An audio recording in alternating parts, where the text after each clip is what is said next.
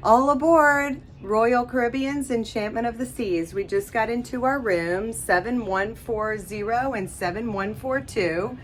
This is the room my husband and I will be sharing. We've got an ocean balcony view, and we have one king bed and a sofa. It's very spacious, and we've got the restroom with the shower and plenty of space here. All right, we've got plenty of closet space here for all of our hang-ups.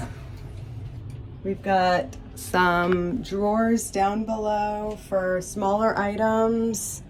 Once I unpack my suitcase, I'll be able to fit it right under the bed here, which is so nice. We've got a little table here next to the bed for some small items, and plenty of storage here along the console. And see, here is our deck, our balcony here, right now overlooking Tampa Bay. And when the room attendant gets a chance, I'm gonna have them open this door so that my boys and I can share a balcony space. It'll be wonderful. Hope you enjoyed the little tour of my room. I'm gonna go to my boys next door and see how much space they have for 3 boys.